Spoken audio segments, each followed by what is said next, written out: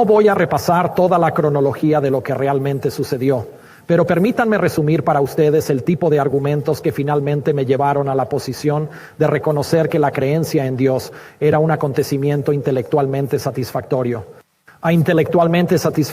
pero también algo de lo que cada vez más descubría que tenía hambre espiritual.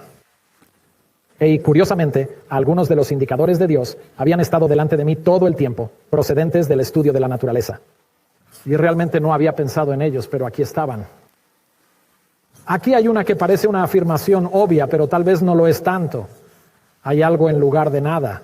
No hay razón para que así sea. Esta frase de Wigner, el premio Nobel de Física, me llamó la atención. Porque yo había estado involucrado, por supuesto, como estudiante graduado, trabajando con la mecánica cuántica, con la ecuación de Schrödinger. Y una de las cosas que más me habían atraído de las matemáticas, la física y la química, era cómo funcionaba este tipo particular de representación de la materia y la energía. Quiero decir, realmente funciona bien. Y una teoría que es correcta a menudo resulta ser simple y hermosa. ¿Y por qué debería ser así? ¿Por qué deberían ser las matemáticas tan irrazonablemente eficaces en la descripción de la naturaleza? Está el Big Bang. El hecho de que el universo tuvo un principio, como prácticamente todos los científicos están llegando a la conclusión, hace unos 13.7 mil millones de años, en una singularidad inimaginable, donde el universo, más pequeño que una pelota de golf, apareció de repente y luego comenzó a volar en pedazos, y ha estado volando en pedazos desde entonces. Y podemos calcular esa singularidad observando lo lejos que esas galaxias se alejan de nosotros, y cosas como la radiación de microondas de fondo en el eco de ese Big Bang. Y por supuesto eso presenta una dificultad porque nuestra ciencia no puede mirar hacia atrás más allá de ese punto. Y parece que algo surgió de la nada. Bueno, se supone que la naturaleza no permite eso. Así que si la naturaleza no es capaz de crearse a sí misma, ¿cómo llegó el universo hasta aquí? No puedes postular que eso fue creado por alguna fuerza natural o no habrás resuelto el problema porque entonces vale. ¿Qué creó esa fuerza natural? Así que la única explicación plausible, me pareció, es que debe haber alguna fuerza sobrenatural que hizo la creación. Y por supuesto, esa fuerza no tendría por qué estar limitada por el espacio o incluso por el tiempo. Ahora estamos llegando a alguna parte. De acuerdo, imaginemos que hay un creador, llamémosle Dios, que es sobrenatural, que no está limitado por el espacio ni por el tiempo, y que es un buen matemático. Y esto empieza a tener sentido. Bueno, Dios también debe ser un físico increíble. Porque otra cosa que empecé a darme cuenta con un poco más de lectura es que existe este fenomenal ajuste fino del universo que hace posible la complejidad y por lo tanto la vida. Los que estudiéis física y química sabréis que hay toda una serie de leyes que rigen el comportamiento de la materia y la energía. Son ecuaciones sencillas y hermosas, pero contienen constantes como la constante gravitatoria o la velocidad de la luz. Y no se puede deducir en la actualidad el valor de esas constantes. Son lo que son dadas. Tienes que hacer el experimento y medirlas. Bueno, supongamos que fueran un poco diferentes. ¿Importaría eso? ¿Cambiaría algo en nuestro universo si la constante gravitacional fuera un poco más fuerte o un poco más débil? Algunos días pienso que es un poco más fuerte, pero no creo que realmente lo sea. Así que ese cálculo se hizo en particular en la década de 1970 por Barrow y Tipler. Y la respuesta fue asombrosa, que si tomas cualquiera de estas 15 constantes y las ajustas un poquito, todo deja de funcionar. Por ejemplo, la gravedad. Si la gravedad fuera solo una parte en unos 10,000 millones más débil de lo que realmente es, entonces después del Big Bang, no habría suficiente fuerza gravitacional para dar lugar a la fusión de estrellas y galaxias y planetas, y tú y yo. Y acabaríamos, por tanto, con un universo estéril en expansión infinita. Si la gravedad fuera un poco más fuerte, las cosas se fusionarían, pero demasiado pronto. Y al Big Bang le seguiría, al cabo de un tiempo, un gran crujido, y no tendríamos la oportunidad de aparecer porque el momento no sería el adecuado. Y eso es solo un ejemplo. No puedes mirar esos datos y no maravillarte. Bueno, ahora volvemos a Lewis en ese primer capítulo de Mero Cristianismo que se llama El bien y el mal como una pista sobre el significado del universo. Y aquí de lo que se habla es de la ley moral. Yo no estudié filosofía en la universidad, así que no sabía muy bien de qué se trataba todo esto. Pero cuando empecé a reconocer lo que era el argumento, sonaba verdadero. Era cierto de una manera realmente sorprendente. Una de esas cosas en las que te das cuenta de que lo he sabido toda mi vida, pero nunca había pensado en ello. ¿Cuál es el argumento? El argumento es que los humanos somos únicos en el reino animal por tener aparentemente una ley bajo la que estamos, aunque parecemos libres de romperla porque eso ocurre todos los días. Y la ley es que hay algo llamado bien y hay algo llamado mal. Y se supone que debemos hacer lo correcto y no lo incorrecto. Una vez más, infringimos esa ley. Y cuando lo hacemos, ¿qué hacemos? Ponemos una excusa. Lo que solo significa que creemos que la ley debe ser cierta y estamos tratando de ser liberados del gancho. Ahora la gente objetará rápidamente, espera un minuto, puedo pensar en culturas humanas que hicieron cosas terribles. ¿Cómo puedes decir que estaban bajo la ley moral? Bueno, si vas y estudias esas culturas, te darás cuenta de que las cosas que consideramos terribles estaban en su columna llamada derecho, debido a diversas expectativas culturales. Así pues, está claro que la ley moral es universal, pero está influida por acciones concretas y por cómo se clasifican en la evaluación de lo que está bien y lo que está mal. Bueno, la ley moral a veces nos llama a hacer algunas cosas bastante dramáticas, particularmente en términos de altruismo, donde haces algo sacrificado por alguien más. ¿Qué pasa con eso? La gente puede argumentar, y lo han hecho y lo seguirán haciendo, que todo esto puede explicarse por la evolución, y esos son argumentos útiles que hay que tener en cuenta.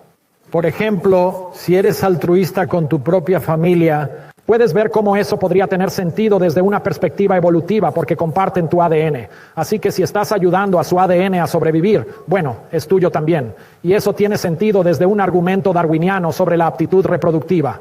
Si eres amable con alguien en la expectativa, ellos serán amables contigo más tarde. Una forma recíproca de altruismo, bueno, está bien. Se puede ver cómo que también podría tener sentido en términos de beneficiar a su éxito reproductivo. Incluso se puede argumentar, como Martin Nowak ha hecho en Harvard, que si se hacen modelos informáticos de cosas como el dilema del prisionero, se puede llegar a motivaciones para que grupos enteros se comporten altruistamente entre sí. Pero una consecuencia de eso, y de todos los demás modelos que se han elaborado, es que tienes que seguir siendo hostil con la gente que no pertenece a tu grupo. De lo contrario, todo se desmorona en lo que respecta al impulso evolutivo para competir con éxito. Bueno, ¿eso encaja? ¿Es eso lo que vemos en nuestra propia experiencia? ¿Dónde están esas circunstancias en las que pensamos que la ley moral ha actuado de forma más dramática? Yo diría que no es solo cuando somos amables con nuestra familia, o solo amables con la gente que va a ser amable con nosotros, o incluso solo cuando somos amables con otras personas de nuestro propio grupo.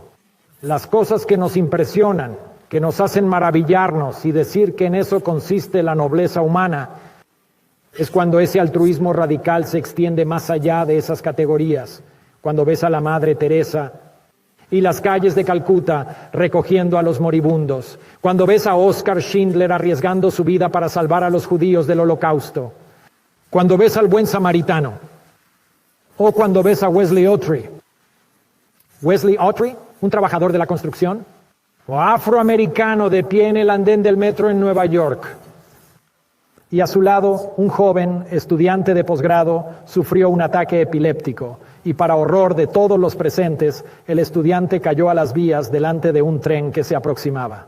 Con solo una fracción de segundo para tomar una decisión, Wesley saltó también a las vías, arrastró al estudiante, que aún tenía el ataque, a ese pequeño espacio entre las vías, lo cubrió con su propio cuerpo y el tren pasó por encima de ambos. Y milagrosamente hubo espacio suficiente para que ambos sobrevivieran. Y aquí hay una imagen del día siguiente, mientras Wesley describe la situación de pie junto al padre del joven. Esto fue claramente altruismo radical. Estas personas no se conocían entre sí, no tenían ninguna probabilidad de verse en ninguna otra circunstancia y pertenecen a grupos diferentes tal y como parecemos definirlos aquí en nuestra sociedad, siendo uno afroamericano y el otro blanco. Ahí, sin embargo, Nueva York enloqueció. Y deberían. ¡Qué acto tan asombroso! ¡Qué cosa tan arriesgada! Ahora la evolución diría, Wesley, ¿en qué estabas pensando? Hablando de arruinar tus oportunidades de aptitud reproductiva, Esto es un escándalo, ¿no? Así que piensa en eso. Una vez más, no te estoy ofreciendo una prueba, pero creo que cuando la gente trata de argumentar que la moral puede ser totalmente explicada por motivos evolutivos, eso es un poco demasiado fácil. Es una historia demasiado fácil. Y quizás debería pensarse que potencialmente tiene alguna otra razón reflejada para su presencia. Y yo haría la pregunta porque Lewis la hizo en su capítulo. No solo pruebas de un Dios matemático y físico, sino de un Dios que se preocupa por los seres humanos y que defiende lo que es bueno y santo. Y que quería que su pueblo también se interesara por lo que es bueno y santo. ¿No sería interesante encontrar escrita en tu propio corazón esta ley moral que de otro modo no tendría sentido y que te está llamando a hacer precisamente eso?